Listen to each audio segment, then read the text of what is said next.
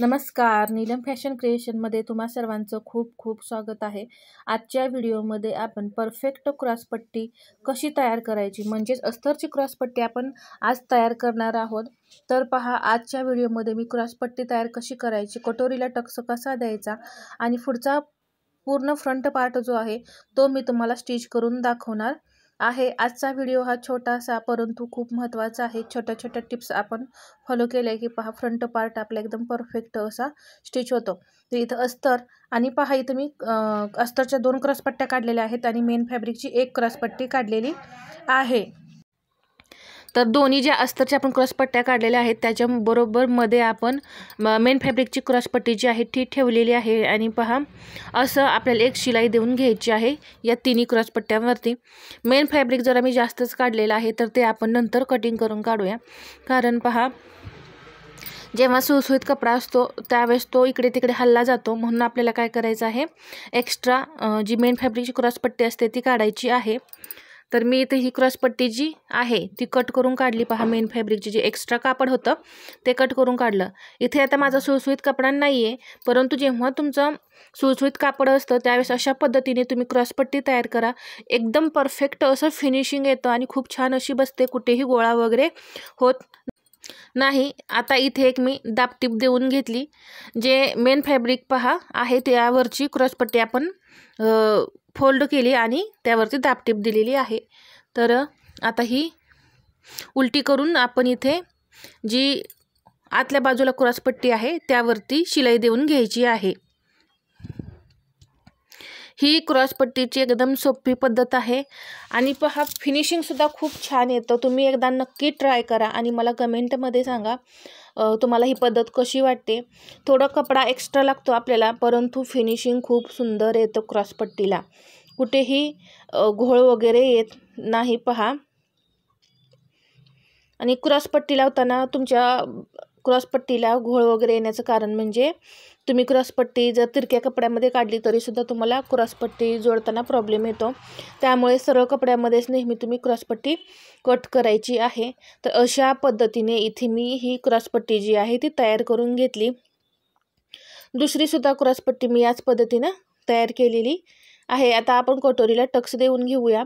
37 साईजचा आपला हा ब्लाऊज आहे, तर मी पहा कटिंग करता वेळेसच नॉच देऊन घेते, त्यामुळे परत टक्स मोजण्याची आपल्याला काही गरज पडत नाही। आता उंचीला 2.25 इंच टक्स घ्यायचा, कारण साईज मोठी आहे।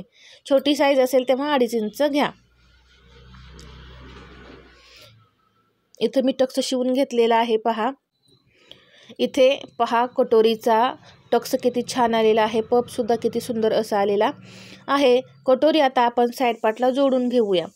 तर एका बाजूची कटोरी जोडताना आपण काय करतो, वरून जोडत येतो आणि दुसऱ्या साईडची कटोरी जी आहे ती अशी खालून आपण वरती जोडत यायची आहे। आपली मेथड वापरल्यानंतर अजिबात पहा कटोरी तुमची कमी जास्त होत नाही, अगदी हळूहळू अशी जोडत यायची आहे, ओढायची वगैरे नाही। इथे गळ्याजवळ थोडंसं लॉक करून घ्यायचं, म्हणजे परत तुमची शिलाई इथं निघणार नाही, नाहीतर परत पायपिंग करताना किंवा गोट करताना इथे शिलाई निघेल, म्हणून इथं लॉक करायचं, प्रत्येक ठिकाणी लॉक करायला विसरायचं नाही। डबल शिलाई इथं मी देऊन घेतली। क्रॉसपट्टी जोडून घेऊया। तर इथं थोडंसं नकाने असं प्रेस करायचं, फिनिशिंग छान येतं। जिथे जिथे आपण शिलाई देतो तिथे तिथे नकाने प्रेस करायचं, म्हणजे फिनिशिंग खूप सुंदर असं येतं। आपण आता तयार केलेली क्रॉसपट्टी जोडून घेऊया। बरोबर आलेली आहे। क्रॉसपट्टीचं जे टोक असतं ते थोडं एक्स्ट्रा ठेवायचं आणि मगच आपल्याला इथं क्रॉसपट्टी जोडायची आहे।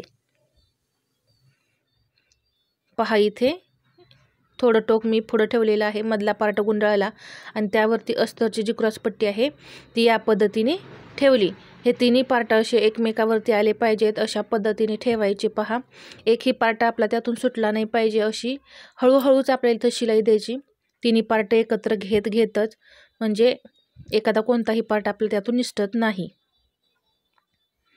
कधी कधी घाई गडबडीत निसटतं पहा, म्हणून मी तुम्हाला ही टिप्स सांगितली। इथं मी डबल शिलाई दिलेली आहे, त्यामुळं पहा मी इथं डबल शिलाई तुम्हाला दाखवलेली नाही आहे, परंतु दिलेली आहे. आता हा मधला पार्ट जो आहे तुम्ही असा बाहेर काढला पहा